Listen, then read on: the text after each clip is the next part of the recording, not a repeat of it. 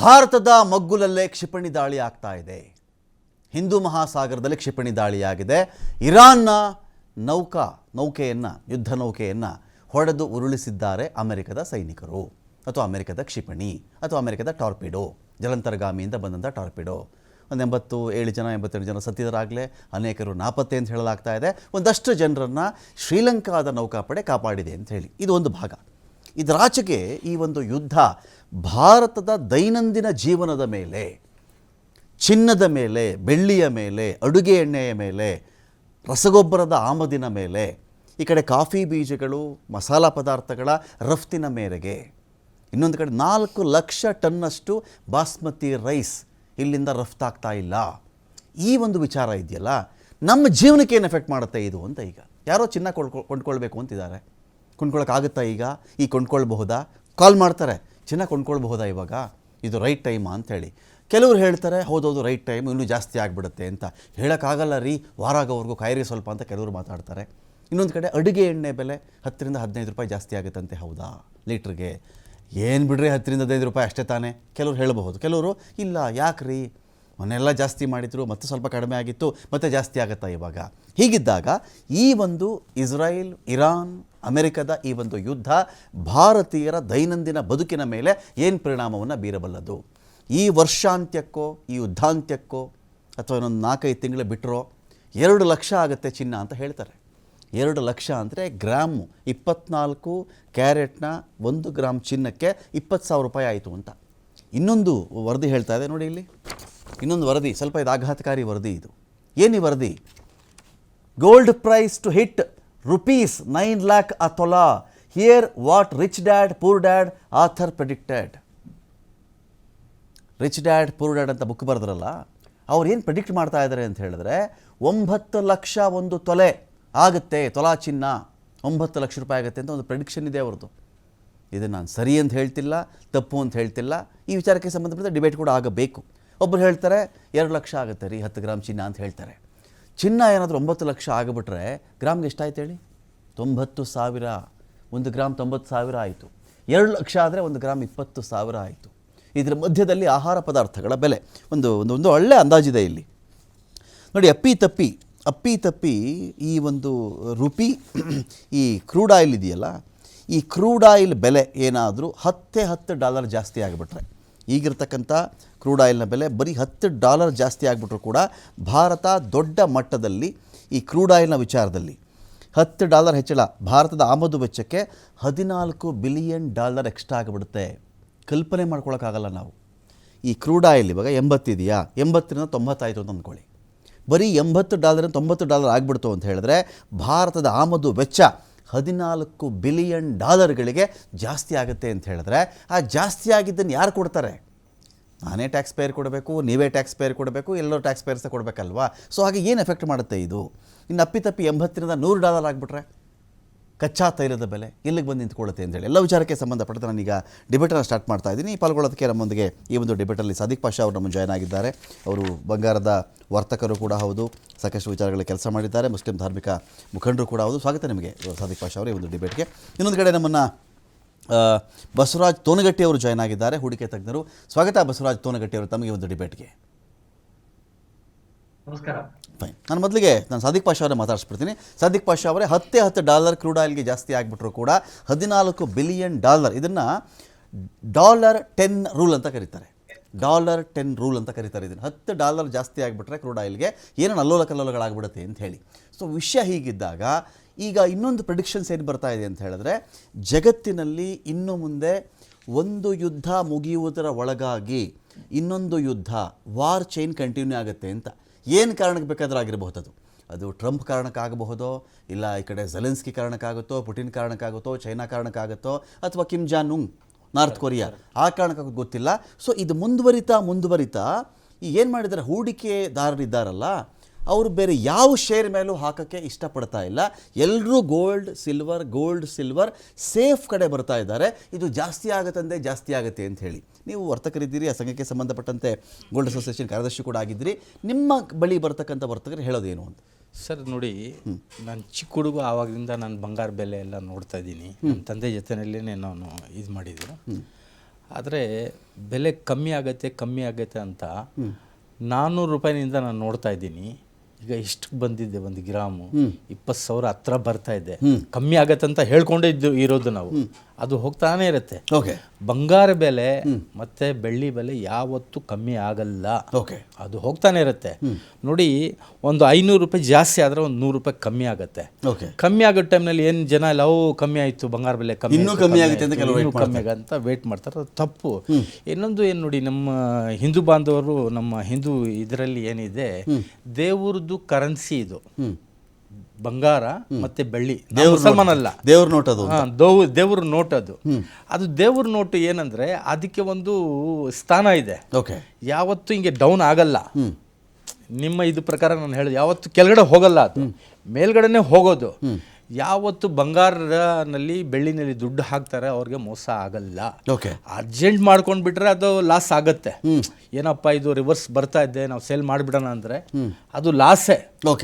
ಇಲ್ಲ ಅಂದ್ರೆ ತಾಳ್ಮೆ ಇದ್ದು ಇರ್ಲಿ, ಒಂದು ಕಡೆ ಬಿದ್ದಿರ್ಲಿ ಅಂತ ಒಂದು ಇದ್ದಿದ್ರೆ ಅದು ದೇವ್ರ ದುಡ್ಡಿನಲ್ಲಿ ಇದೆ ತಾನೆ, ಬರ್ಕತ್ ಅಂತ ಹೇಳ್ತಾರಲ್ಲ, ಅದು ಬರ್ಕತ್ತೆ. ಅದು ದೇವ್ರ ಕರೆನ್ಸಿ, ಅದು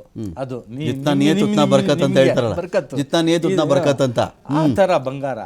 ಆದ್ರೆ ನೋಡಿ ಸರ್, ಬಂಗಾರ ಇದು ಏನಾಗ್ಬಿಟ್ಟಿದೆ ಈಗ ನೋಡಿ, ಚೈನಾ ಮತ್ತು ಅಮೆರಿಕಾದು ಅದು ಒಂದು ಇದು ನಡೀತಾ ಇದೆ. ಒಂದು ಡಾಲರ್ ಇದು ಮಾಡಬೇಕು ಅಂತ ಚೈನಾ, ಈ ಒಂದು ಡಾಲರ್ ಇದಾಗಬೇಕಂತ. ಆ ಪ್ರಕಾರ ನೋಡಿದ್ರೆ ಇಂಡಿಯನ್ ಕರೆನ್ಸಿ ಆಗಲಿ, ಡಾಲರ್ ಇದಾಗಲಿ, ಚೈನಾದಾಗಲಿ, ಎದಾಗಲಿ, ಜನಗಳಿಗೆ ಅದ್ರ ಮೇಲೆ ವಿಶ್ವಾಸ ಹೋಗ್ತಾ ಇದೆ. ಯಾವತ್ತೂ ಕೈ ಕೊಡ್ಬೋದು ಅದು.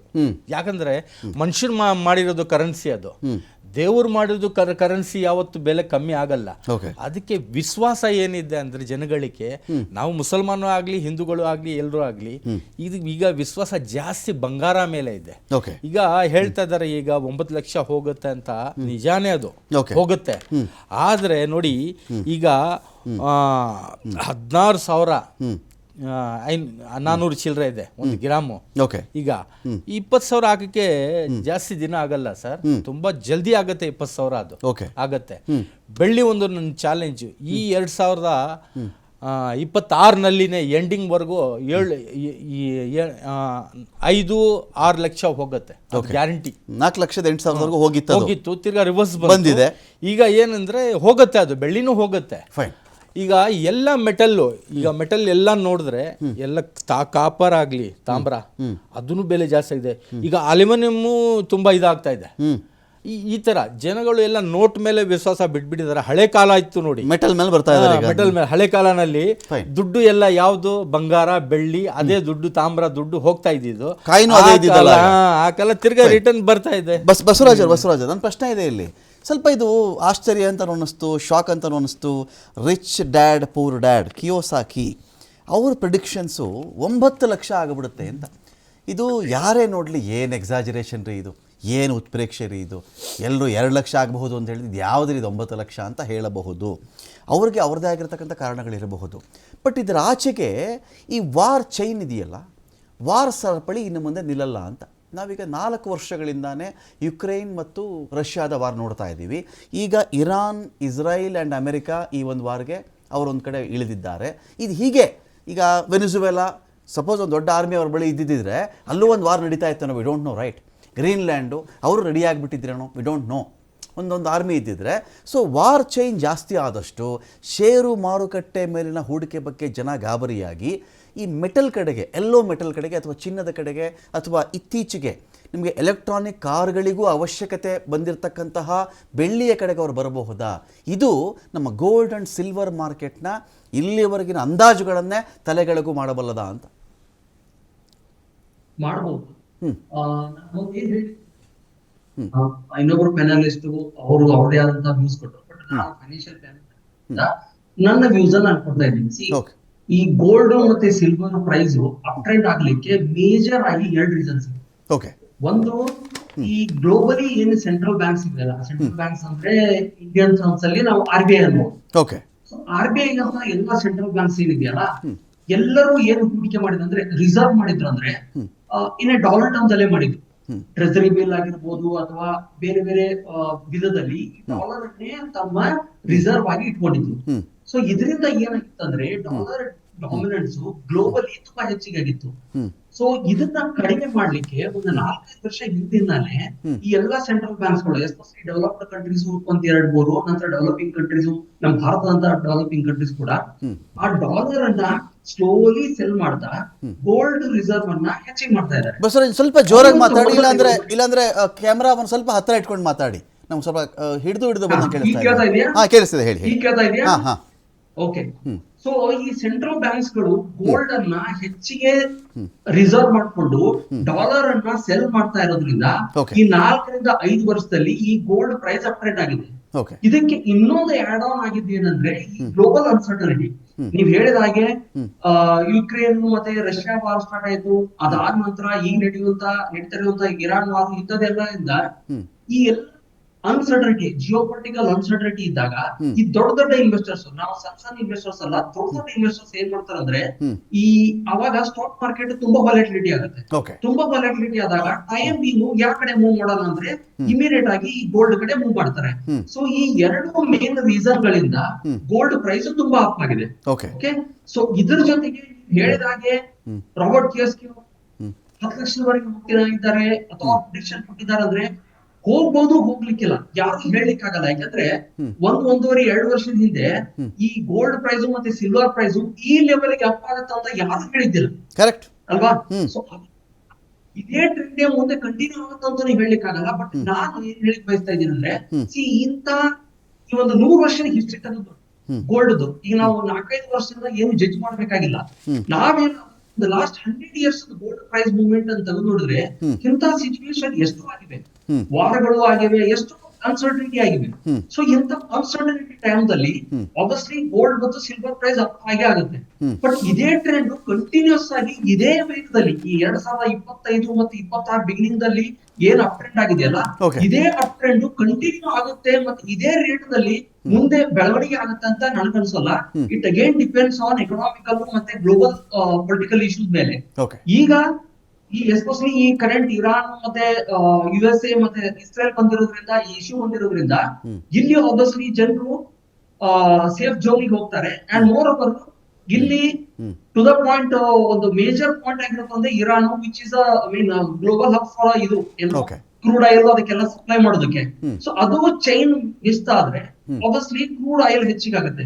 ಕ್ರೂಡ್ ಆಯಿಲ್ ಯಾವಾಗ ಹೆಚ್ಚಿಗಾಗಿದೆಯಲ್ಲ ಗ್ಲೋಬಲಿ ಗೋಲ್ಡ್ ಪ್ರೈಸ್ ಅಪ್ ಆಗಿದೆ. ಅದರಿಂದ ಅಪ್ ಆಗೇ ಆಗುತ್ತೆ. ಈ ಸರ್ಟನ್ ಪೀರಿಯಡ್ ಅಲ್ಲಿ 1 ವರ್ಷ 2 ವರ್ಷ ಅಥವಾ ಈ ಜಿಯೋಪೊಲಿಟಿಕಲ್ ಇಶ್ಯೂಸ್ ಕಮ್ಮಿ ಆಗುವವರೆಗೆ ಪ್ರೈಸ್ ಅಪ್ಪೇ ಆಗೇ ಆಗುತ್ತೆ. ಬಟ್ ಇದೇ ತರ ಮುಂದೆ 10 ವರ್ಷದಲ್ಲಿ ಅಪ್ ಆಗಿ 10 ಲಕ್ಷ ಆಗುತ್ತೆ ಅನ್ನೋದು ಅದು ಸ್ವಲ್ಪ ಎಕ್ಸಾಗ್ರೇಟೆಡ್ ಅನ್ಸುತ್ತೆ ನನಗೆ. ಫೈನ್ ನಾನು ಮತ್ತಷ್ಟು ಮಾತಾಡಿಸ್ತೀನಿ. ಬಿಗ್ ಫೈಟ್ ವಿಶೇಷ ನಾನು ಮತ್ತೆ ಮುಂದುವರಿಸ್ತಾ ಇದ್ದೀನಿ. ಈಗ ಸಾದಿಕ್ ಪಾಷಾ ಅವರೇ, ನಮ್ಮದೊಂದು ಪಾಯಿಂಟ್ ಇತ್ತು ಇಲ್ಲಿ. ಸೊ ಈಗ ಒಂದು ಕಡೆ ಸೆಂಟ್ರಲ್ ಬ್ಯಾಂಕ್ಗಳೇ ಈ ಪರಿಯಲ್ಲಿ ಅವರೇ ಪರ್ಚೇಸ್ ಮಾಡೋಕ್ಕೆ ಶುರು ಮಾಡಿಬಿಟ್ಟಿದ್ದಾರೆ ಅಂತ. ಕೇಂದ್ರೀಯ ಬ್ಯಾಂಕಿಂಗ್ ವ್ಯವಸ್ಥೆ ಇದೆಯಲ್ಲ, ಅವರೇ ಈ ಥರ ಪರ್ಚೇಸ್ ಮಾಡ್ತಾ ಇದ್ದಾರೆ. ಚೈನಾ ಅಂತೂ ಆ ಒಂದು ಇದನ್ನು ಆದಷ್ಟು ಎಷ್ಟು ಜಾಸ್ತಿ ಸಾಧ್ಯನೋ ಅಷ್ಟು ಚಿನ್ನನ ಕೊಂಡ್ಕೊಳ್ಬೇಕು, ಸಂಗ್ರಹ ಮಾಡಬೇಕು. ಎಷ್ಟು ಸಾಧ್ಯನೋ ಅಲ್ಲಿ ಉತ್ಪಾದನೆ ಆಗುವಂಥ ಬೆಳ್ಳಿನ ಆಚೆ ಬಿಡಬಾರ್ದು, ಅಲ್ಲಿ ಅದನ್ನು ಉಳಿಸ್ಕೊಳ್ಬೇಕು ಅಂತ ಹೇಳಿ. ಇದು ಈ ಕಾರಣಕ್ಕೆ ಒಂದು ಕಾರಣ ಆಗ್ತಿದೆಯಾ ಇಲ್ಲಿ ಅಂತ. ಚೈನಾ ಮತ್ತು ಜಪಾನ್ ತುಂಬ ಬೆಳ್ಳಿ ಮೇಲೆ ಅವ್ರು ಇದು ಕೊಟ್ಟಿದ್ದಾರೆ.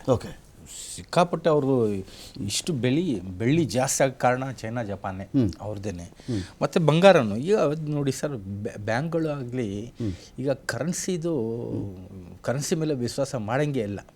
8 ಗಂಟೆ ಆದ ತಕ್ಷಣನೇ ಮೋದಿಯವರು ಬಂದು ಏನು ಹೇಳಿಬಿಡ್ತಾರೋ ಏನಾಗುತ್ತೆ ಆ ಥರ ಇದಿದೆ. ಅದಕ್ಕೆ ಈಗ ನೋಡಿ ಬ್ಯಾಂಕ್ ಎಲ್ಲ ಮಜಬೂತ್ ಆಗಬೇಕು, ಇದಾಗಬೇಕಂದ್ರೆ ಬಂಗಾರನೇ ಅವ್ರಿಗೆ ಇದು.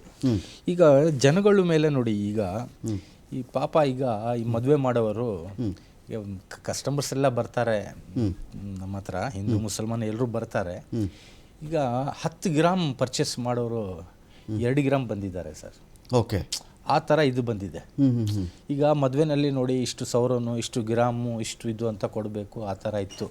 ಕಮ್ಮಿ ಅಂದರೆ ನೋಡಿ ಬಡವರ ಮದುವೆಗೆ 100 ಗ್ರಾಮ್ ಕಡಿಮೆ ಹೇಳ್ತಾರೆ, ಕಡಿಮೆ ಅದು 100 ಗ್ರಾಮ್ ಬಡವರ ಮದುವೆಗೆ. ಈಗ ಶ್ರೀಮಂತರ ಮದುವೆ KG ಲೆಕ್ಕ. 600 700 ಗ್ರಾಮು 1 kg ಆ ಥರ ಲೆಕ್ಕ ಇದ್ದಿದ್ದು. ಈಗ ಎಲ್ಲ ಬರ್ತಾ ಬರ್ತಾ ರಿವರ್ಸ್ ಹಿಂಗೆ ಬರ್ತಾ ಇದ್ದಾರೆ. ಈಗ 1 kg ತಗೊಳ್ಳೋರು ಏನಾಗಿದೆ, 1 kg ಮತ್ತು 100 ಗ್ರಾಮ್ ಬೆಲೆ ಒಂದೇ ಆಗಿದೆ. ಓಕೆ, ಒಂದು 10 ವರ್ಷ 15 ವರ್ಷ ಹೋದರೆ 100 ಗ್ರಾಮ್ ಬೆಲೆ ಬಂದು ಈಗ 1 kg. ಸರ್ ಆ ಕಾಲದಲ್ಲಿ ಈಗ 10-15 ವರ್ಷ ಮುಂಚೆ ನಾವು ಲ್ಯಾಂಡ್ ಮೇಲೆ ಅದ್ರ ಮೇಲೆ ಎಲ್ಲ ನಾವು ದುಡ್ಡು ಹಾಕಿದ್ದು, ಬಂಗಾರ ಮೇಲೆ ಹಾಕಿದರೆ ಎಷ್ಟು ಲಾಭ ಆಗ್ತಾ ಇತ್ತು. ಈಗ ನೋಡಿ ಸರ್, ಅವಾಗ ಸಾದಿಕ್ ಪಾಷ ಯಾರಿಗೂ ಹೇಳಿಲ್ವಲ್ಲ, ಅವಾಗ ಹಾಕಿ ನೀವು ಯಾವ್ದು ಸಾದಿಕ್ ಪಾಷ ಯಾರಿಗೂ ಹೇಳಿಲ್ಲ ಅವತ್ತು. ಆವಾಗ ಎಲ್ಲರೂ ಹಾಗೇನೆ. ಈಗ ನಮ್ಮ ತಾತನ ಕಾಲದಲ್ಲಿ ಮಾತಾಡ್ತಾರಪ್ಪ ರೂಪಾಯಿಗಳ ಸಿಕ್ತಿತ್ತು ಅಂತ ಹೇಳಿ ಹೇಳಿಲ್ವಲ್ಲ, ತಾತ ಹತ್ರ ಅಷ್ಟು ದುಡ್ಡು ಇರ್ಲಿಲ್ವಲ್ಲ ಅವಾಗ. ಹೌದು, ಪ್ರಶ್ನೆ ಈ ತರ ಬಂದೇ ಬರುತ್ತೆ. ನೋಡಿ ಸರ್, ಈಗ ಏನಾಗಿದೆ, ಈಗ ನೋಡಿ ಈಗ ಜಾಸ್ತಿ ನೋಡಿ ಅರ್ವಾ ಗೋಲ್ಡ್ ಕಂಪನಿ ಅಂತ ನಂದಿದೆ ಇರೋದು, ಅರ್ವಾ ಗೋಲ್ಡ್ ಅಂತ. ನಾವು ಪರ್ಚೇಸ್ ಫ್ಲಡ್ಜ್ ಮತ್ತು ಇದ್ದೆಲ್ಲ ಪರ್ಚೇಸ್ ಮಾಡೋದು ಈಗ ಜಾಸ್ತಿ ಬರ್ತಾ ಇದೆ ನಮ್ಮ ಹತ್ರ. ಓಕೆ, ಸೇಲಿಂಗ್ ಇಲ್ಲ, ಸೇಲಿಂಗ್ 10 ಗ್ರಾಮ್ ಸೇಲ್ ಆಗ್ತಾ ಇಲ್ಲ ಸರ್. ಅದೇ ಪ್ರಾಫಿಟ್ ಬುಕ್ ಮಾಡ್ತಿದ್ದಾರೆ ಮಾತ್ರ ಬಂದ್ಬಿಟ್ಟು ಅಷ್ಟೇ. ಯಾವತ್ತೋ ಕೊಂಡ್ಕೊಂಡಿದ್ದೆ 200 ಗ್ರಾಮು 300 ಗ್ರಾಮ್ ಈ ಥರ ಬರ್ತಾ ಇದೆ. ಓಕೆ, ಈ ಮುಂಚೆ ಏನಿತ್ತು, 5 ವರ್ಷ ಮುಂಚೆ ಏನಿತ್ತು, ಪರ್ಚೇಸಿಂಗ್ ಆಗ್ತಾ ಇತ್ತು, ಸೇಲ್ ಮಾಡ್ತಾ ಇದ್ರು ಕಮ್ಮಿ. ಈಗ ಸೇಲ್ ಜಾಸ್ತಿ.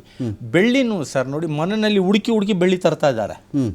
ಒಂದು 100 ಗ್ರಾಮ್ ಚೈನು ನಾವು ಎಷ್ಟು ಒಂದು 1,500 2,000 ಕೊಟ್ಟಿದ್ದು, ಅದು ಈಗ 10,000 ತಗೊಳ್ತಾ ಇದ್ದೀವಿ ನಾವು. ಓಕೆ, ಆ ಥರ ಇದರಲ್ಲಿ ಇದೆ. ಈಗ ಜನಗಳಿಗೆ ಗೊತ್ತಿದೆ ಬಂಗಾರ ಮೇಲೆ ಹಾಕಿದ್ರೆ ಎಲ್ಲಿ ಹೋಗಲ್ಲ ಅಂತ. ಶ್ರೀಮಂತರೆಲ್ಲ ನೋಡಿ ಸರ್, ಸೇಲ್ ಇಲ್ಲ ಸರ್, ಸೇಲ್ ಇಲ್ಲ ನಮಗೆ, ಕೊಳ್ತೋಗಲ್ಲ, ಸೇಲ್ ಇಲ್ಲ, ಏನಾದ್ರೂ ಆಗ್ಲಿ, ಪರ್ಚೇಸಿಂಗ್ ಇದೆ, ಅದು ಬರ್ತಾ ಇದೆ. ಅದನ್ನು ಭಯ, ಯಾವಾಗ 1,000 ಕಮ್ಮಿ ಆಗ್ಬಿಟ್ರೆ, ಈಗ ಸಡನ್ ಆಗಿ ನಾವು ಕೈ ಚೇಂಜ್ ಮಾಡಬೇಕು, ಮಾಡಲಿಲ್ಲ ಅಂದ್ರೆ ದುಡ್ಡು ಹೋಗ್ಬಿಡುತ್ತೆ. ಬೆಳ್ಳಿನಲ್ಲಿ ಮೊನ್ನೆ ಒಂದು 25 kg ಬೆಳ್ಳಿ ನಾನು ಇದು ಮಾಡಿದ್ದೆ, ನಾನು ಬುಕ್ ಮಾಡಿದ್ದೆ, 1 ಲಕ್ಷ ರಿವರ್ಸ್ ಬಂತು, 3 ಲಕ್ಷ ಆಗ್ಬಿಡ್ತು. 3 ಲಕ್ಷ ಬಂತು. ಆವಾಗ ಏನಾಯ್ತು, ಆ ದುಡ್ಡು ಹಂಗೆ ಹೋಯ್ತು. ಎಷ್ಟು ನಾನು ಅಡ್ವಾನ್ಸ್ ಮಾಡಿದ್ದೆ ಆ ದುಡ್ಡೇ ಹೋಯ್ತು. ಈ ತರ ಆಗತ್ತೆ. ಚಿನ್ನ ಬೆಳ್ಳಿ ಮಾರೋರು ಯಾವತ್ತು ಲಾಸ್ ಆಗಿ ಬೀದಿಗೆ ಬಂದ್ಬಿಟ್ರು ಯಾವತ್ತು ಕೇಳಿಲ್ಲ ಸಾದಿಕ್ ಅವರೇ. ತಾಳ್ಮೆ ಇರಬೇಕು, ಬಂಗಾರ ತಗೊಂಡ್ರೆ ಇದು ನಮ್ದಲ್ಲ ಅಂತ ನಾವು. ಮುರಳೀಧರ್ ಸರ್ ನಮಗೆ ಜಾಯ್ನ್ ಆಗಿದ್ದಾರೆ. ಬಹಳ ವರ್ಷಗಳಾದ್ಮೇಲೆ ನನಗೆ ಮುರಳೀಧರ್ ಸರ್ ಸಿಕ್ಕಿರೋದು. It's been almost 10 years. ಸ್ವಾಗತ ಸರ್ ತಮಗೆ, ಆರ್ಥಿಕ ತಜ್ಞರಿದ್ದಾರೆ ಅವರು, ಸ್ವಾಗತ ನಿಮಗೆ. ಮುರಳೀಧರ್ ಸರ್, ನಮ್ಗೆ ಹೀಗೆ ಮಾತಾಡ್ತಾ ಇದ್ದೀವಿ ಡೆವಲಪ್ಮೆಂಟ್ಸ್ಗೆ ಸಂಬಂಧಪಟ್ಟಂತೆ. ಗೋಲ್ಡ್ ಮತ್ತು ಸಿಲ್ವರ್ ಇವತ್ತಿಗೆ ಒಬ್ಬರು ಪ್ರಿಡಿಕ್ಟ್ ಮಾಡ್ತಿದ್ದಾರೆ 2 ಲಕ್ಷ ಆಗಬಹುದು ಅಂತ, ಒಬ್ಬರು 2.5 ಲಕ್ಷ ಆಗಬಹುದು 10 ಗ್ರಾಮ್ಸ್ಗೆ ಅಂತ. ರಾಬರ್ಟ್ ಕಿಯೋಸಾಕಿ ಹೇಳೋ ಪ್ರಕಾರ ಹೋಗ್ಬಿಟ್ರೆ ಅವರು 9 ಲಕ್ಷ ಅಂತ ಪ್ರಿಡಿಕ್ಟ್ ಮಾಡ್ತಿದ್ದಾರೆ.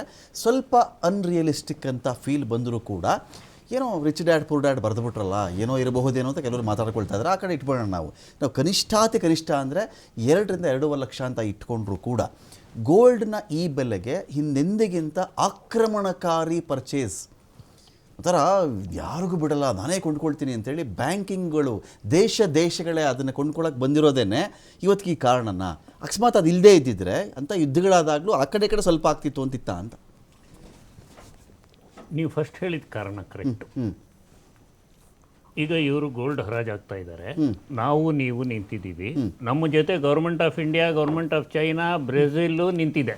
ಓಕೆ, ನಾವು 100 ಗ್ರಾಮ್ಗೆ ಹರಾಜಾಗ್ತಾರೆ, ಅವ್ರು 100 ಟನ್ಗೆ ಹರಾಜಾಗ್ತಾರೆ. ಒಂದು ಇದ್ರದ್ದು ವಿಶೇಷ ಏನು ಅಂದರೆ, ನಮ್ಮ ದೇಶದಲ್ಲಿ ನಾವು 1% ಪ್ರೊಡ್ಯೂಸ್ ಮಾಡೋದು, 99% ಇಂಪೋರ್ಟ್ ಮಾಡ್ಕೊಳ್ಳೋದು. ಈಗ ಒಂದು ಕಡೆ ಚಿನ್ನ ವ್ಯಾಪಾರಸ್ಥರ ರೀತಿಲಿ ಅವರು ಹೇಳಿದ್ರು, ಇನ್ನೊಂದು ಕಡೆ ಡಾಲರ್. ನಾನು ಹೊರದೇಶದಿಂದ ತಗೋಬೇಕು ಅಂದರೆ ಡಾಲರೇ ಕೊಡಬೇಕು. ಈಗ ನಂಗೆ ಚಿನ್ನ ಬೇಕು ಅಂದರೆ ಡಾಲರ್ ಬೇಕು, ಡಾಲರ್ ಬೇಕು ಅಂದರೆ ಚಿನ್ನ ಸ್ಟಾಕ್ ಇಟ್ಕೋಬೇಕು ನಾನು. ಓಕೆ, ನಮ್ಮದು ಸಾವರಿನ್ ಎಕಾನಮಿ. ನಮ್ಮಲ್ಲಿ ರಮಾಕಾಂತ್, ನಮ್ಮಷ್ಟು ಸ್ಟೇಬಲ್ ಎಕಾನಮಿ ಪ್ರಪಂಚದಲ್ಲೇ ಇಲ್ಲ. ಉತ್ಪಾದನೆ ನಮ್ಮದೇ, ಕನ್ಸ್ಯೂಮರ್ಸು ನಾವೇ ಅಂತ ಅಲ್ಲಲ್ಲ. ನಾವು ಚಿನ್ನ, ಬಾಂಡ್ಸು, ರಿಸೀವಬಲ್ಸು ಇದೆಲ್ಲ ನೋಡಿಕೊಂಡು ನೋಟ್ ಪ್ರಿಂಟ್ ಮಾಡಿ ಹರಿವು ಮಾಡೋದು. ನಾಳೆ ದಿನ ಡಾಲರ್ ಬೆಲೆ ಜಾಸ್ತಿ ಆಯಿತು ಅಂದರೆ RBI ಕೆಪಾಸಿಟಿ ಇದೆ ಡಾಲರ್ ರಿಲೀಸ್ ಮಾಡೋಕ್ಕೆ, ಬೆಲೆನ ಸಮತೋಲನ ಮಾಡೋಕ್ಕೆ. ಬಟ್ ಇಲ್ಲಿ ನಮ್ಮದು ಸೋಜಿಗವಾದ ಸ್ಥಿತಿ ಏನು ಅಂದರೆ, 80% of the gold is purchased by non urban people at a lower level. Okay, so ಇದು ಒಂದು ಸಣ್ಣ ಎಕ್ಸಾಂಪಲ್ ಹೇಳ್ತೀನಿ. Small is very big in our country, big is very small. But big buys 82% of the gold. Okay, but ಆ small 80% ಇದಾರಲ್ಲ, ಅವರು ನಾವು ಭಾಳ survey ಮಾಡಿದ್ದೀವಿ. ತರಕಾರಿ ಮಾಡೋರ್ಗೆ ನೀವು ಯಾಕೆ ಡೈಲಿ ಬೆಳಿಗ್ಗೆ 800 ತೊಗೊಂಡು ಸಾಯಂಕಾಲ 1000 ಮಾರ್ತೀರಾ, ವಾಪಸ್ ಕೊಡ್ತೀರಾ? ಸರ್ಕಾರದಲ್ಲಿ ಕೊಡಿ. ಕುಮಾರಸ್ವಾಮಿ ಸರ್ಕಾರ 10,000 ಕೊಟ್ಟಿತ್ತಲ್ಲ. ಅವ್ರೆ ಬೇಡ ಹೋಗಯ್ಯ, ನೀನು ಬಂದಿದ್ದೆ ಗೊತ್ತು ನನಗೆ, ನಮಗೆ ಬೇಡ, ನಾವು ಅಲ್ಲೇ ತಗೊಳ್ಳೋದು. ಸರಿ, ನೀವು ಎಷ್ಟು ಲಾಭ ಮಾಡ್ತಾರೆ? ಯು ವೋಂಟ್ ಬಿಲೀವ್ ರಮಾಕಾಂತ್, 5-6 ಗಾಡಿ ಇರೋರು ಒಟ್ಟಿಗೆ ಯಜಮಾನಿಕೆ ಇರೋರು 5,000 to 6,000 ರೂಪಾಯಿ ದಿನ ಸಂಪಾದನೆ ಮಾಡ್ತಾರೆ. ಆದರೆ ದಿನ ಸಾಲ ತಗೋತಾರೆ, ದಿನ ಬಡ್ಡಿ ಕೊಡ್ತಾರೆ. ಓಕೆ, ಏನಮ್ಮ ಮಾಡ್ತೀಯ ಅಂದರೆ ಚಿನ್ನ ತಗೋತೀನಿ. ಅದ್ರ ಬದಲು ಬ್ಯಾಂಕಲ್ಲಿ ಸಾಲ ತಗೊಮ್ಮ ಅಂದರೆ ಅವ್ರ ಭಾಷೆ, ಆಡು ಭಾಷೆ, ಸೊಗಡಿನಲ್ಲಿ ಹೇಳ್ತೀನಿ, ಅರ್ಥ ಮಾಡ್ಕೊಳ್ಳಿ. ನಿಮ್ಮ ಅಪ್ಪ ಕೊಡ್ತಾನ ನನಗೇನಾದರೂ ದುಡ್ಡು ಬೇಕು ಅಂದರೆ? ಚಿನ್ನ ಕೊಡುತ್ತೆ, ಕರೆಕ್ಟ್, ಚಿನ್ನ ಕೊಡುತ್ತೆ. ರೋಡ್ ಕ್ರಾಸ್ ಮಾಡಿದ್ರೆ ಸಿಗುತ್ತೆ. ಬ್ಯಾಂಕ್ಗಳು ನಮ್ಮಿಂದ ತಗೊಳ್ಬೇಕಾದ್ರೆ ನೀತಿ ಬೇರೆ, ಅವರಿಂದ ನಾವು ತಗೊಳ್ಬೇಕಾದ್ರೆ ಆ ನೀತಿನೇ ಬೇರೆ ಅಂತ. ಬ್ಯಾಂಕಲ್ಲಿ ಚಿನ್ನ ಅಡ ಇಟ್ಟು ತಗೊಳ್ಳೋದಕ್ಕೂ 24 ಸಿಗ್ನೇಚರ್ ಹಾಕಬೇಕು. ಅದು ಇಡಿಸಲ್ಲ ಅವ್ರಿಗೆ. ತಗೋ ಗುರು ಅಂತಾರೆ, ಅವ್ನು ದುಡ್ಡು ಕೊಡ್ತಾರೆ. ಕರೆಕ್ಟ್. ಸೊ ಚಿನ್ನ ತತ್ಸಮವಾದ ಹಣ, it is equivalent to money. ನೀವು 10 ರೂಪಾಯಿ ನೋಟು 20 ರೂಪಾಯಿ ನೋಟು ನೋಡಿದ್ರೆ one more thing is there sir. ಈ ಚಿನ್ನದ ಮೇಲೆ ಹಾಕಿದ್ದು ಈ ಬ್ಯಾಂಕಲ್ಲಿ ಹಾಕಿದ್ರೆ ಅದು ಸೇವಿಂಗ್ಸ್ ಲೆಕ್ಕ, ಉಳಿತಾಯ.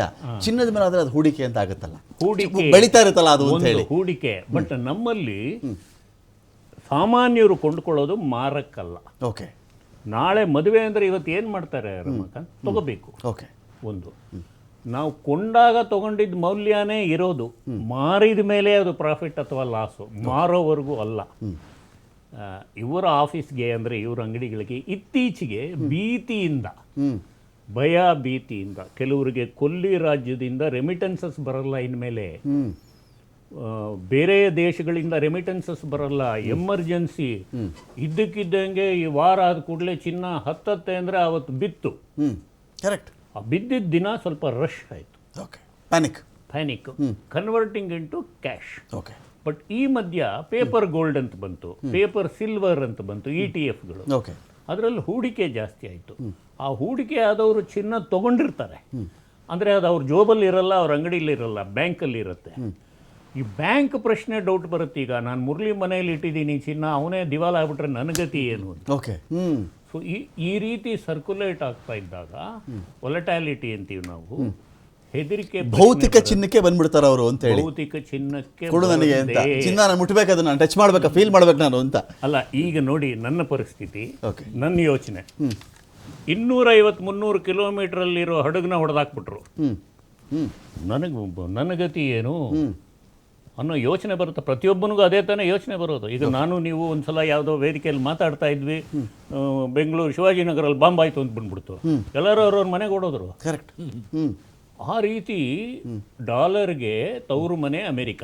ಓಕೆ, ಎಲ್ಲೇ ಏನೇ ಡಿಸ್ಟರ್ಬ್ ಆದರೂ ಫಸ್ಟ್ ಹಕ್ಕಿ ಹಾರೋಗೋದು ಅಮೆರಿಕಾಗೆ. Fine sir. ಈಗ ನಾನು ಬಸವರಾಜ್ ಸರ್ ಕೇಳಿಬಿಡ್ತೀನಿ. ಬಸವರಾಜ್ ಸರ್, ಈ ಡಾಲರ್ ವಿಚಾರದಲ್ಲಿ ನೋಡಿ, ಬಹುಶಃ ಭಾರತ ತನ್ನ ಇತಿಹಾಸದಲ್ಲಿಯೇ ಯಾವತ್ತೂ ರೂಪಾಯಿ ಮರ್ಯಾದೆ ಇಷ್ಟು ಕೆಳಗಡೆ ಬಿದ್ದಿರಲಿಲ್ಲ.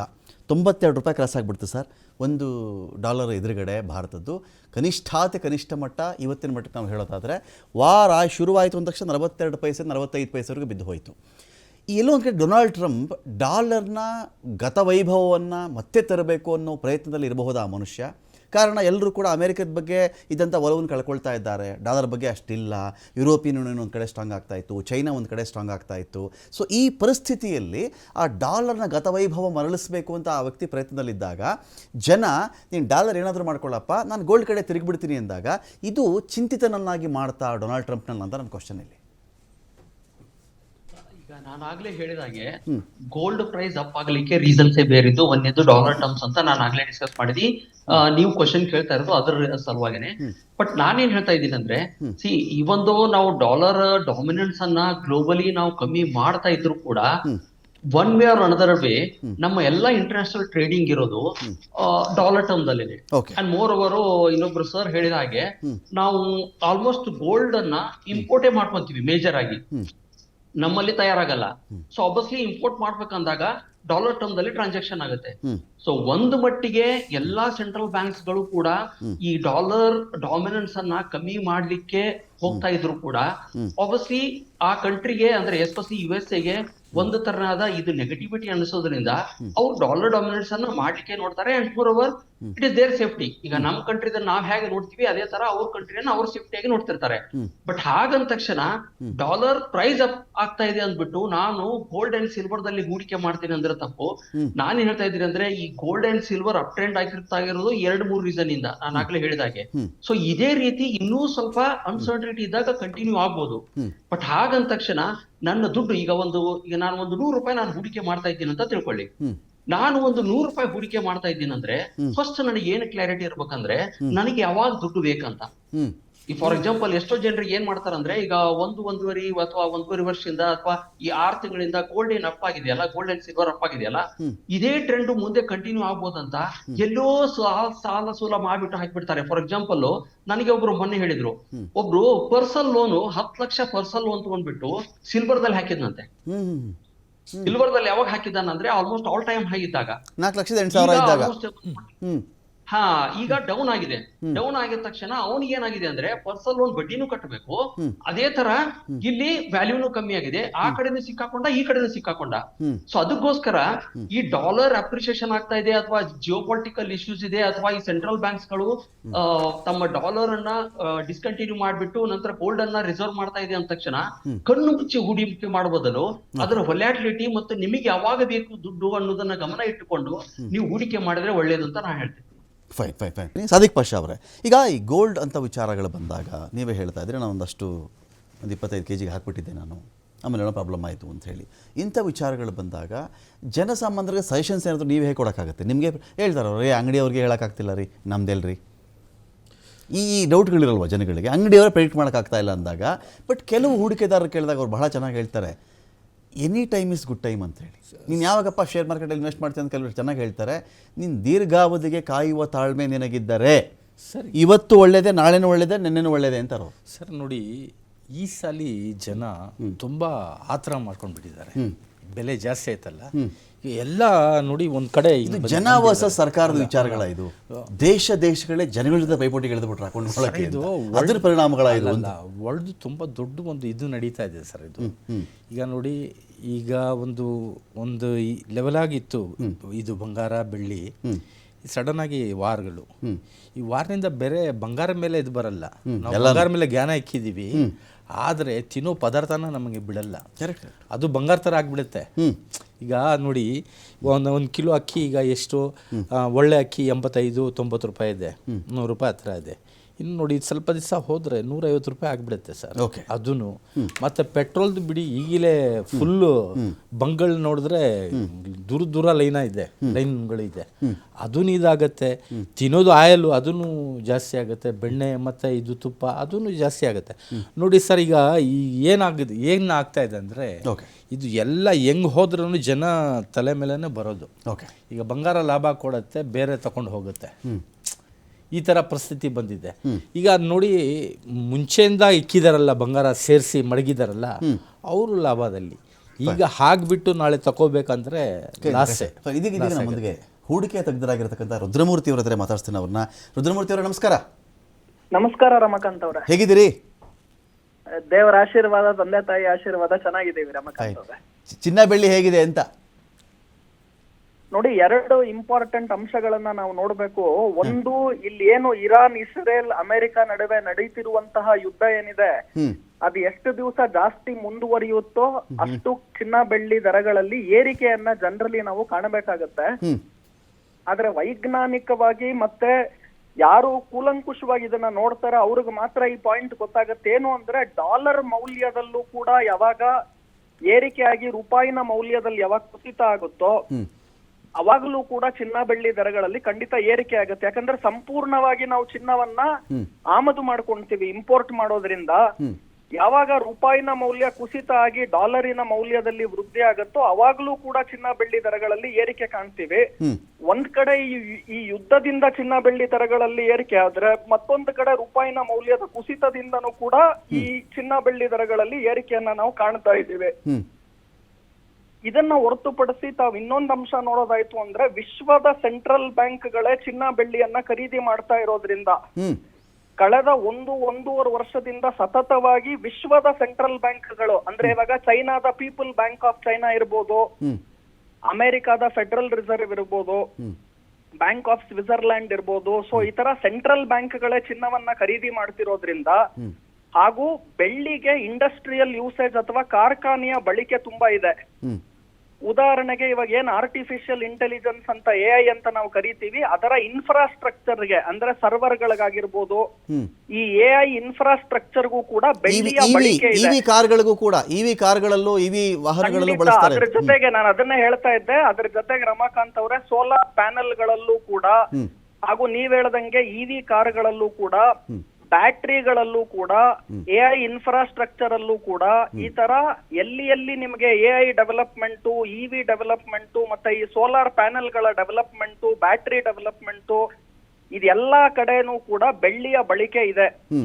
ಸೊ ಹಾಗಾಗಿ ಒಂದ್ ಕಡೆ ಚಿನ್ನದಂತೆನೇನೆ ಬೆಳ್ಳಿಯನ್ನು ಕೂಡ ನಾವು one of the precious metals ಅಂತ ತಗೊಂತೀವಿ, ಹೂಡಿಕೆ ದೃಷ್ಟಿಯಿಂದನೂ ಕೂಡ ನೋಡ್ತೀವಿ. ಎರಡನೇ ಇಂಪಾರ್ಟೆಂಟ್ ಅಂಶ ಏನು ಅಂದ್ರೆ ಈ ಕಾರ್ಖಾನೆಯ ಬಳಕೆ ಅಥವಾ ಇಂಡಸ್ಟ್ರಿಯಲ್ ಯೂಸೇಜ್ ಅನ್ನೋದಕ್ಕೆ ಇವಾಗ ಏನ್ ಎಕ್ಸ್ಪ್ಲೇನ್ ಮಾಡಿದ್ದೀನಿ, ಇಲ್ಲಿ ಎಲ್ಲಾ ಕೂಡ ಖಂಡಿತವಾಗ್ಲೂ ಬೆಳ್ಳಿಯ ಬಳಕೆ ಇರೋದ್ರಿಂದ ಈ ಚಿನ್ನ ಬೆಳ್ಳಿ ದರಗಳಲ್ಲಿ ಈ ಭಾರಿ ಪ್ರಮಾಣದ ಏರಿಕೆಯನ್ನ ಕಳೆದ 1.5 ವರ್ಷದಲ್ಲಿ ನೋಡಿದ್ದೇವೆ. ರುದ್ರಮೂರ್ತಿ ಅವರೇ, ಒಂದು ಇಂಟರಪ್ಟ್ ಮಾಡ್ತಾ ಇದ್ದೀನಿ, ಸಾರಿ. ಏನಂದ್ರೆ ಈ ವಾರ್ ಇರಲಿಲ್ಲ, ಯಾವುದು ಇರಾನ್ ಇಸ್ರೇಲ್ ಅಮೆರಿಕ ವಾರ್ ಇರಲಿಲ್ಲ. ಅದಕ್ಕೆ ಮುಂಚೆನೇ ನಮ್ಮಲ್ಲಿ ಬೆಳ್ಳಿ 4,08,000 ಗರಿಷ್ಠ ಹೋಗ್ಬಿಟ್ಟಿತ್ತು. ಚಿನ್ನ ಹತ್ತಿರ 1,75,000 ಮುಟ್ಟಿ ಅಥವಾ ಅದು 1.80ಕ್ಕೂ ಬರೋ ಲಕ್ಷಣ ನಮಗೆ ಕಾಣಿಸ್ತಾ ಇತ್ತು. ವಾರೇ ಇರಲಿಲ್ಲ ಆವಾಗ. ಈಗ ವಾರ ಬಂದ ಮೇಲೆ ನಾನು ಅಬ್ಸರ್ವ್ ಮಾಡ್ತಾ ಇದ್ದೀನಲ್ವಾ, ತೀರಾ ದೊಡ್ಡ ಮಟ್ಟದ ವೇರಿಯೇಷನ್ ಅಂತ ಚಿನ್ನ ಮತ್ತು ಬೆಳ್ಳಿಲಿ ಆಗಿಲ್ಲ. ಯಾವತ್ತೋ ಒಂದು 5,000 ಹೋಗುತ್ತೆ, 6,000 ಮತ್ತೆ ಇಳಿಯುತ್ತೆ, 12,000 10,000 ಇಷ್ಟೆಲ್ಲ ಇದೆಯಲ್ಲ.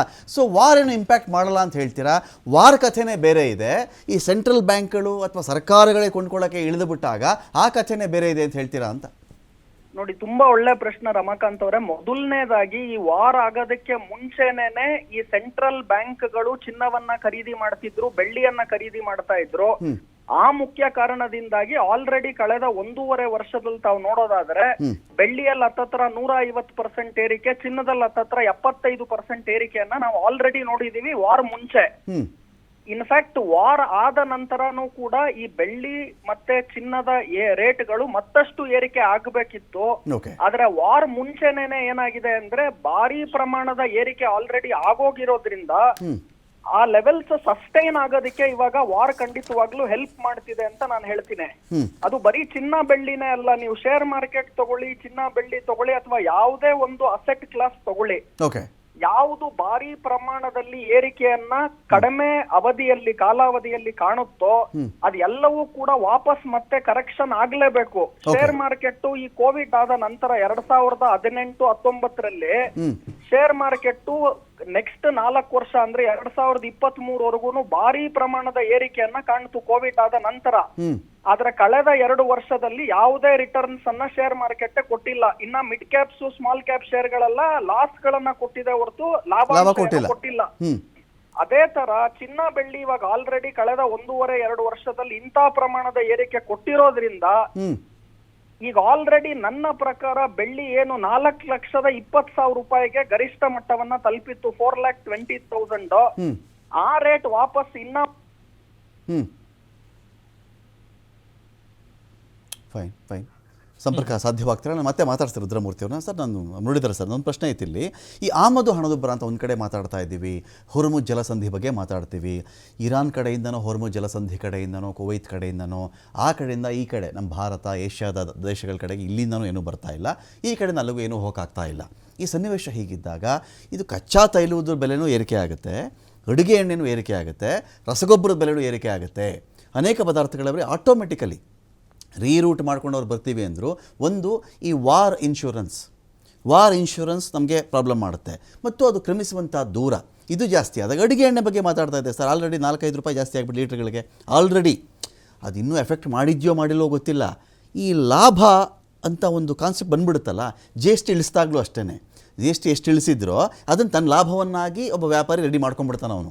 GST ಲಾಭ ಗ್ರಾಹಕನಿಗೆ ಬರೋದೇ ಇಲ್ಲ. ಆಲ್ರೆಡಿ ಕೆಲವು ಎಣ್ಣೆ ಬ್ರ್ಯಾಂಡ್ ನೋಡ್ತಾ ಇದ್ವಿ ನಾವು, 1 ಲೀಟ್ರ್ 165 ಆಯಿತು, 165, 4 ರೂಪಾಯಿ ಜಾಸ್ತಿ ಆಯಿತು, 161 ಇತ್ತು, 152 ಇದ್ದು 157 ಆಯಿತು.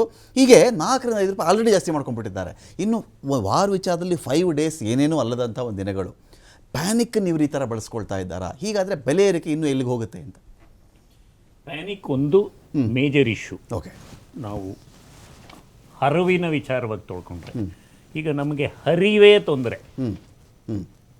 ಈ ಹೆದರಿಕೆ ಅನ್ನೋದು ಏನಾಗಿದೆ ಅಂದರೆ ನೋಡಿ, ಫ್ಯಾಕ್ಟರ್ಸ್ ಆಫ್ ಪ್ರೊಡಕ್ಷನ್ನಲ್ಲಿ ಅವೈಲಬಿಲಿಟಿ ಮುಖ್ಯ. ಈಗ ಇರೋ ಈ ಎಲೆಕ್ಟ್ರಾನಿಕ್ಸ್ ಯುಗದಲ್ಲಿ ಸರಕು ಸಾಗಾಣಿಕೆ ನಿರ್ವಹಣೆ ಅತಿ ಮುಖ್ಯ. ಓಕೆ, ಹಮ್ರ ಸ್ಟ್ರೇಟ್ ಇಲ್ಲ ಅಂದಾಗ ಆ ಕಡೆಯಿಂದ ಬರೋ ಶಿಪ್ಸ್ಗೆ ಕಷ್ಟ. ಓಕೆ, ಇದ್ರದ್ದು ತಾತ್ಕಾಲಿಕವಾದ ಪರಿಣಾಮಗಳೇನು? ಇನ್ಶೂರೆನ್ಸ್ ಜಾಸ್ತಿ ಆಯಿತು. ಇನ್ಶೂರೆನ್ಸ್ ಒಪ್ಪಿಗೆ ಆಗಿಲ್ಲ ಅಂದರೆ ಶಿಪ್ ಎತ್ತಲ್ಲ ಅಂದಿದ್ದಾರೆ, ಮೆರ್ಸರ್ಕ್ ನಿಲ್ಲಿಸಿದೆ, ಲಾಯರ್ಸ್ ಅವರು ಹೇಳಬೇಕು. ಇವರೆಲ್ಲ ಡಿಸೈಡ್ ಮಾಡೋ ರೀತಿಯಲ್ಲಿ ಹೋಗಬೇಕು ಅಂದರೆ ವಾರ್ ನಿಲ್ಲೋ ಸೂಚನೆ ಕಾಣಬೇಕು. ಓಕೆ, ಅವ್ರು ಹೇಗೆ ಇನ್ಶೂರೆನ್ಸ್ ಕೊಡೋಕ್ಕಾಗತ್ತೆ ಹೇಳಿ? ಇದ್ದಕ್ಕಿದ್ದಂಗೆ ಅಡಗ್ ಸುಟ್ಟಾಕ್ಬಿಟ್ರೆ ಒಂದು ಬಿಲ್ಡಿಂಗ್ ಅಲ್ಲಿರೋ 100 ಆಫೀಸು ಸುಟ್ಟೋಯ್ತು ಅಂದ್ರೆ ಆ ಇನ್ಶೂರೆನ್ಸ್ ಮಾಡಿದವನ್ ಗತಿ ಏನು? ಇನ್ಶೂರೆನ್ಸ್ ಅನ್ನೋದು ಯಾವಾಗಲೋ ಒಂದ್ಸಲ ಆಗತ್ತೆ, ಮಿಕ್ಕಿದವರು 100 ಅಂಗಡಿಲಿ ಒಂದು ಅಂಗಡಿಗಾದ್ರೆ ಕೊಡಬಲ್ಲ, ಅವನು 100 ಅಂಗಡಿಗೂ ಆಗ್ಬಿಟ್ರೆ ಅವ್ನು ಹೇಳ್ತಿರಬಲ್ಲ. ಪರಿಸ್ಥಿತಿ ಇದ್ದಾಗ ಓಕೆ, ಒಂದು ಕಚ್ಚಾ ತೈಲದ ಬೆಲೆ ಡಿಮ್ಯಾಂಡು ನಾವು 15-20 ವರ್ಷದಿಂದ ಹೇಳ್ಕೊಂಡು ಬರ್ತಾನೆ ಇರ್ತೀವಿ. ನಿಮಿಷಕ್ಕೆ 3 ಮಗು ಹುಟ್ಟತ್ತೆ, 18 ವರ್ಷ ಆದ್ಮೇಲೆ 1 ಲೀಟರ್ ಬೇಕು. ನಿಮಿಷಕ್ಕೆ 3 ಮಗು ಬರುತ್ತೆ, 18 ವರ್ಷ ಆದಲ್ಲಿ ಬೆಂಗಳೂರಲ್ಲಿ 10 ಮೆಟ್ರೋ ಟ್ರೈನ್ ಇರಬೇಕು. ಈ 1 ಮೆಟ್ರೋ ಟ್ರೈನ್ ಆಗೋಷ್ಟರಲ್ಲೇ 100 ಮೆಟ್ರೋ ಟ್ರೈನ್ ಆಗೋಷ್ಟು ಜನ ಬಂದ್ಬಿಡ್ತಾರೆ ಬೆಂಗಳೂರಿಗೆ. ಸೊ ಸಪ್ಲೈ ಶಾರ್ಟೇಜು ಎರಡು ರೀತಿ, ಒಂದು ನಿಜವಾದ ಶಾರ್ಟೇಜ್ ಆಗುತ್ತೆ, ಇನ್ನೊಂದು ಶಾರ್ಟೇಜ್ ಆಗುತ್ತೆ ಅಂತ ಹೂಲೆಬ್ಬಿಸ್ತಾರೆ. ನಾವೇ ಎಬ್ಬಿಸ್ಕೋತೀವಿ ಬೇಕಾದ್ರೆ, ಬೇಡದೇ ಇರೋ ವಸ್ತುಗಳನ್ನ ತೆಗೆದಿಟ್ಕೊಂಡ್ಬಿಡ್ತೀವಿ. ಸರ್, ಇದರೊಂದು ಪ್ರಶ್ನೆ ಕೇಳಿಬಿಡ್ತೀನಿ. ಈಗ ಇರಾನ್ಗೆ ಸರ್, ಇರಾನ್ ಹೊರ್ಮುಜ್ ಜಲಸಂಧಿ ಅಥವಾ ಹೊರ್ಮುಜ್ ಸ್ಟ್ರೈಟನ್ನು ನಾನು ಕ್ಲೋಸ್ ಮಾಡಿಬಿಡ್ತೀನಿ, ನಾನು ಯಾರಿಗೂ ಬಿಡಲ್ಲ, ಎಲ್ಲಿರೋ ಅಲ್ಲಲ್ಲೇ ಇರಬೇಕು, ಇದು ನನ್ನ ಕಂಟ್ರೋಲ್ ಇದೆ, ನಿಂತರು ಅಂತಲೇ ಇಟ್ಕೊಂಬಿಡೋಣ. ಇರಾನ್ ಬೇರೆಯವ್ರಿಗೆ ಬಿಡಲ್ಲ, ಸರಿ, ಇರಾನ್ಗೆ ಬರೋದು ಇಲ್ಲಿಂದ ಬರುತ್ತೆ. ಪಾಯಿಂಟ್ ನಂಬರ್ 1, ಇರಾನ್ಗೂ ಬರಬೇಕಲ್ಲ. ಸರಿ, ಯುದ್ಧಕ್ಕೆ ನಾನು ಕ್ಷಿಪಣಿ ಹಾರಿಸ್ಬಿಡ್ತೀನಿ, ನಾನು ಇಸ್ರೇಲ್ಗೆ ಹೊಡೆದು ಬಿಡ್ತೀನಿ, ಅಮೆರಿಕಾಗೆ ಹೊಡೆದು ಬಿಡ್ತೀನಿ, ಸೇನಾ ನೆಲೆಗಳಿಗೆ ಹೊಡೆದು ಬಿಡ್ತೀನಿ, ಸರಿ. ಇರಾನ್ ಅದಕ್ಕೆ ಹೊಡೆದಾಗ ಇರಾನ್ಗೂ ಬರಬೇಕಲ್ಲ ಸರ್, ದಾರಿ ಬರಬೇಕಲ್ಲ, ಆದಾಯ ಬರಬೇಕಲ್ಲ, ಕ್ಷಿಪಣಿ ಬಂದು ತಲುಪಬೇಕಲ್ಲ ಇರಾನ್ಗೆ. ಅದು ಹೇಗೆ ವ್ಯವಸ್ಥೆ? ಎಷ್ಟು ದಿನ ಅಂತ ತನ್ನ ಮೂಗು ತಾನೇ ಕ್ಲೋಸ್ ಮಾಡ್ಕೊಂಡಿರೋಕ್ಕೆ ಸಾಧ್ಯ ಇರಾನ್ ಅಂತ ಹೇಳಿ? ಅದು ಮೂಗು ಕೊಯ್ಕೊಳ್ಳೋ ಕೆಲಸ ಹೇಳ್ತೀನಿ ಕೇಳಿ. ಈ ಇರಾನ್ ದೇಶದ ಒಂದು ಪಂಗಡ, ಇದು ಜಾತೀಯತೆ ಬಗ್ಗೆ ಮಾತಾಡ್ತಾ ಇಲ್ಲ, ಅದು ಒಂದು ಪಂಗಡಕ್ಕೆ ಹುತಾತ್ಮತೆ ಅನ್ನೋದು ಪವಿತ್ರ. ಓಕೆ, ಮಾರ್ಟೈರ್ಸ್ ಆಗೋದು, ಮಾರ್ಟೈರ್ಸ್ ಆಗ್ಬಿಡೋದು, ಮಾರ್ಟಿಯರ್ಸ್ ಆಗೋದು. ಗಂಗೆನಲ್ಲಿ ಸತ್ರ ಪುಣ್ಯ ಅಂದ್ಬಿಟ್ಟು ಹೋಗಿ ಬೀಳೋರಲ್ವಾ, ಆ ಥರ ಅಲ್ಲಿ ಎಲ್ಲರಿಗೂ ಈಗ ಹುತಾತ್ಮ ಭಾವನೆ ಬಂದ್ಬಿಟ್ಟಿದೆ. ಅಲ್ಲಿ 2 ಡಿವಿಷನ್ ಇದೆ. ಒಂದು ಸರ್ಕಾರದ ಪರವಾಗಿ ಅಂದ್ರೆ ಜಾತಿಯ ಪರವಾಗಿ, ಇನ್ನೊಂದು ಸರ್ಕಾರದ ವಿರುದ್ಧವಾಗಿ ಅಂದ್ರೆ ಡೆಮಾಕ್ರಸಿ ಪರವಾಗಿ, internet cut, telephone cut, shortage ಅನುಭವಿಸ್ತಾ ಇದ್ದಾರೆ.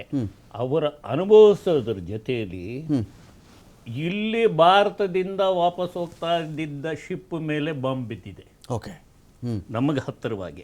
ಸೊ ಈ ಇಷ್ಟರ ಪರಿಣಾಮ ಸರಕು ಸಾಗಾಣಿಕೆ ವ್ಯವಸ್ಥೆಯಲ್ಲಿ ತಾತ್ಕಾಲಿಕವಾಗಿ ವ್ಯತ್ಯಯ ಉಂಟಾಗತ್ತೆ. ಅಂದರೆ ಡಿಸ್ಟರ್ಬೆನ್ಸ್ ಅಂತೂ ಆಗೇ ಆಗತ್ತೆ, ಫ್ಲೋ ಕಮ್ಮಿ ಇರುತ್ತೆ. ಬಟ್ ನಮ್ಮ ದೇಶದ ವಿಚಾರದಲ್ಲಿ ಪೆಟ್ರೋಲು ಇಷ್ಟು ಕ್ಯೂ ಮಾಡೋ ಅವಶ್ಯಕತೆ ಇಲ್ಲ.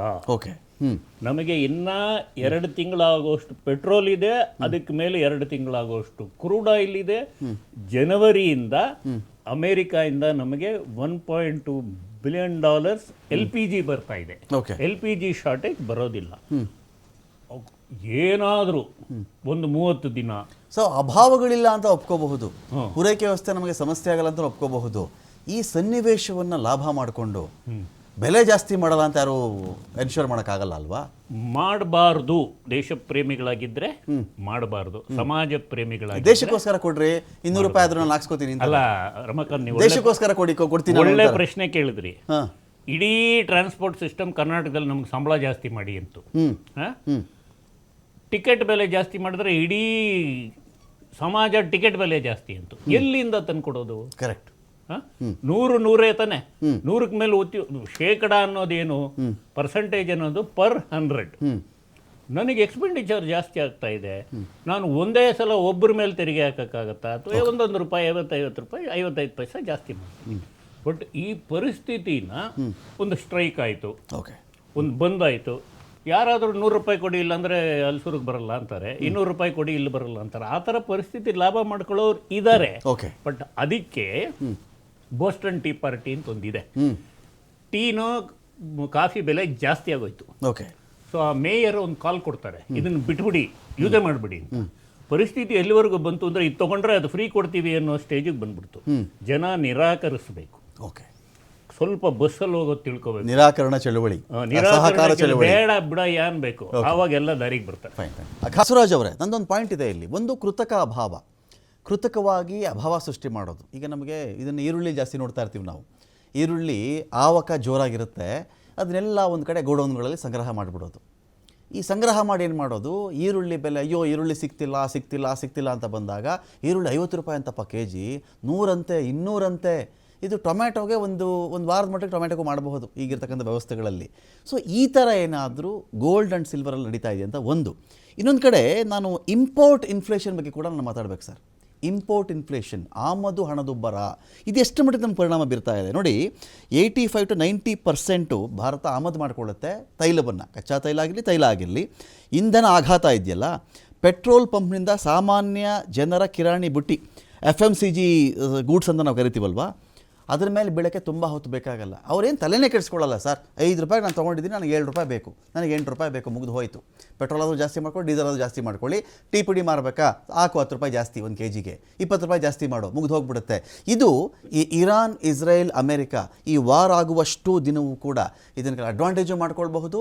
ಕೆಲವರು ವಾಸ್ತವ ಸ್ಥಿತಿಗತಿ ಮೇಲೂ ಬೆಲೆ ಜಾಸ್ತಿ ಮಾಡಬಹುದಾ ಇದನ್ನು ಅಂತ ನೋಡಿ. ಈಗ ಚಿನ್ನ ಮತ್ತು ಬೆಳ್ಳಿ ಅಂತ ಬಂದಾಗ ನಾನು ಈ ತರ ಅಂದ್ರೆ ಈಗ ನೀವು ಸಿಂಪಲ್ ಎಕ್ಸಾಂಪಲ್ ಕೊಟ್ರಿ, ಈರುಳ್ಳಿದು ಮತ್ತೆ ಟೊಮ್ಯಾಟೊ ಅಥವಾ ಈ ದಿನಬಳಕೆಯ ವಸ್ತುಗಳ ಬಗ್ಗೆ ಈ ತರ ಏನಾದ್ರೂ ಅಭಾವ ಹೆಚ್ಚಿಗೆ ಆಗ್ತಾ ಇದೆ ಅಂದ್ರೆ ಒಂದಿಷ್ಟು ಜನ ಹೂಡಿಕೆ ಅಂದ್ರೆ ಹೂಡಿಟ್ಟುಕೊಂಡು ಆ ಅಭಾವವನ್ನ ನ್ಯಾಚುರಲಿ ಇನ್ಕ್ರೀಸ್ ಮಾಡ್ತಾರೆ, ಬೆಲೆ ಜಾಸ್ತಿ ಆದಾಗ ಅದರಿಂದ ಲಾಭ ಪಡ್ಕೊಳ್ಳಿಕ್ಕೆ.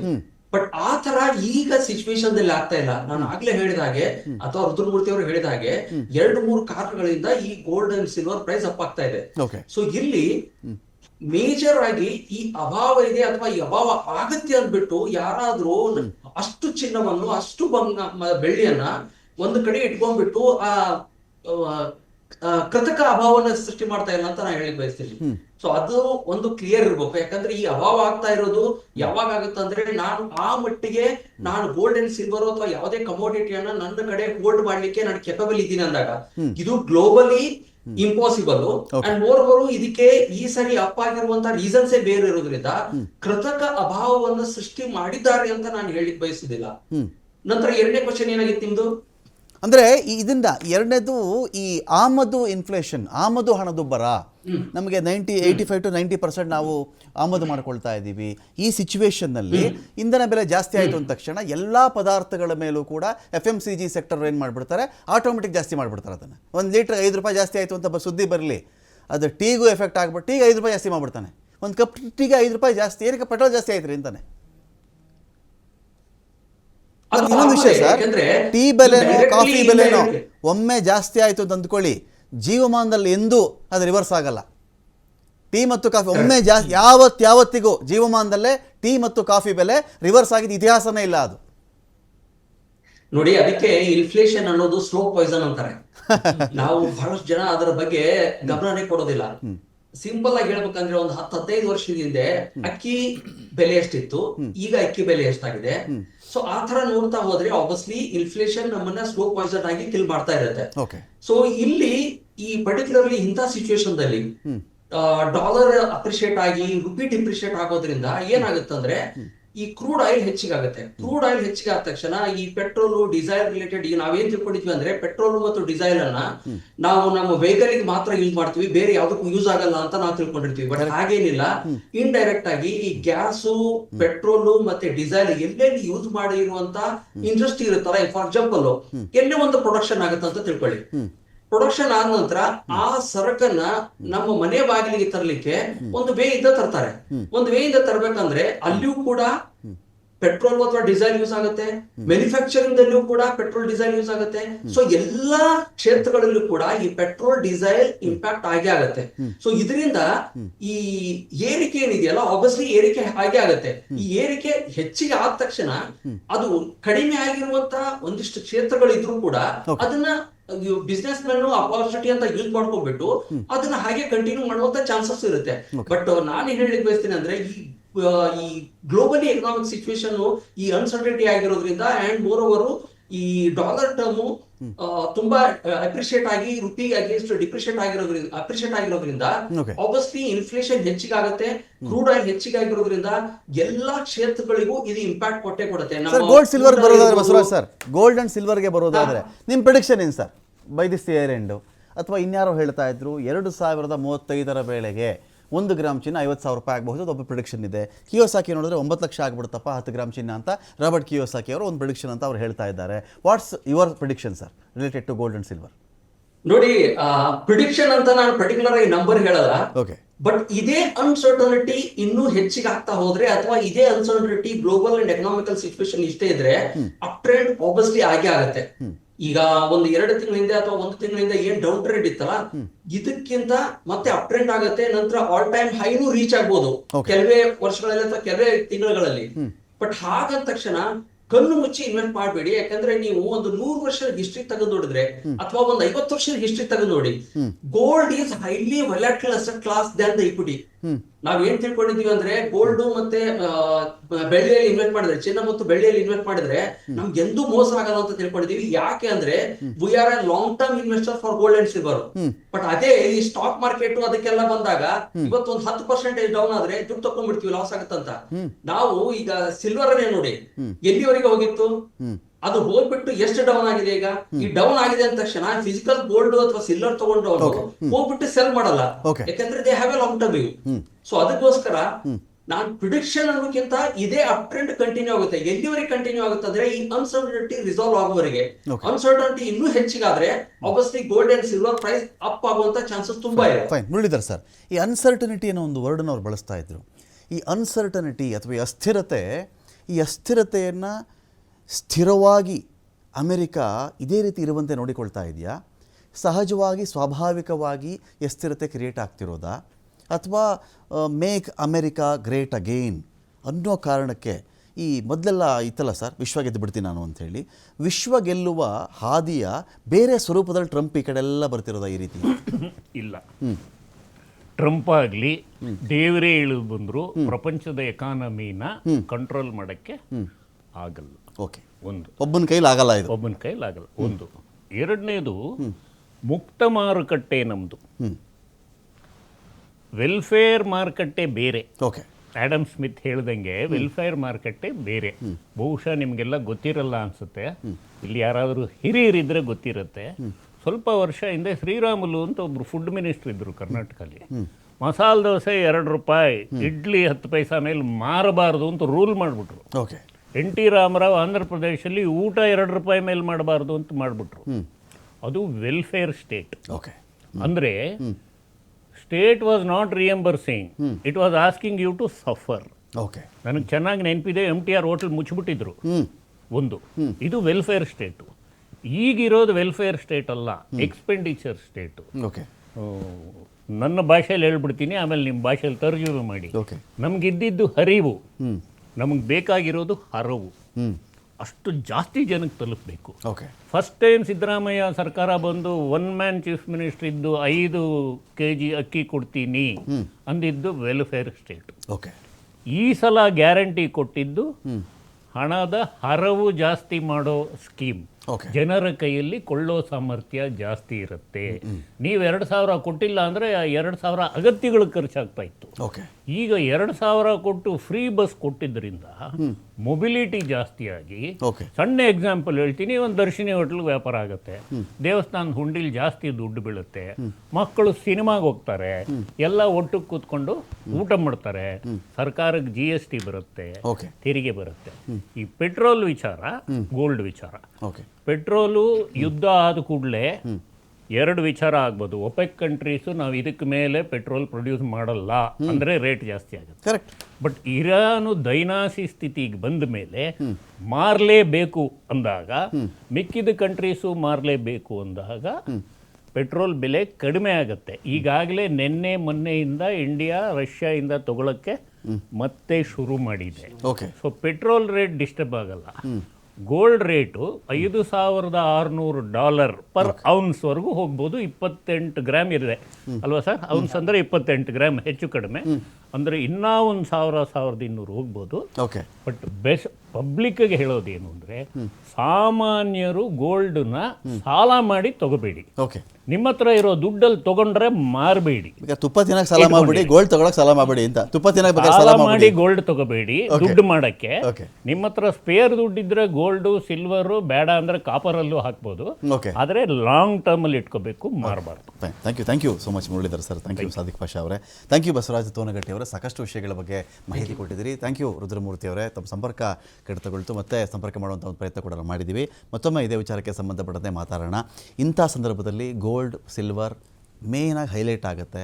ಪೆಟ್ರೋಲ್ ಬೆಲೆ ಏನೋ ಜಾಸ್ತಿ ಆಗುತ್ತಂತೆ ಅಂತ ಇದ್ದರೂ ಕೂಡ ಇವುಗಳ ಎಫೆಕ್ಟ್ ಇದ್ದಿಲ್ಲ. ಪೆಟ್ರೋಲ್ ಅಥವಾ ಡೀಸೆಲ್ ಬೆಲೆ ಜಾಸ್ತಿ ಆದಾಗ ಅದೊಂಥರ ಸರಪಳಿ, ಅದು ಅನೇಕ ವಸ್ತುಗಳ ಮೇಲೆ ಎಫೆಕ್ಟ್ ಆಗುತ್ತೆ. ಇದನ್ನು ನಾವೇನು ಮಾತಾಡಬಹುದು ಅಂತೇಳಿದ್ರೆ, ಆದಷ್ಟು ಬೇಗ ಯುದ್ಧಗಳು ನಿಲ್ಲಲಿ, ಶಾಂತಿ ನೆಲೆಸಲಿ, ಒಂದು ಆರ್ಥಿಕ ಸ್ಥಿರತೆ ನಮ್ಮಲ್ಲಿ ಮೂಡಲಿ ಅಂತ ಹೇಳ್ತಾ ಡಿಬೇಟ್ ಮುಗಿಸ್ತಾ ಇದ್ದೀನಿ. ನಮಸ್ಕಾರ.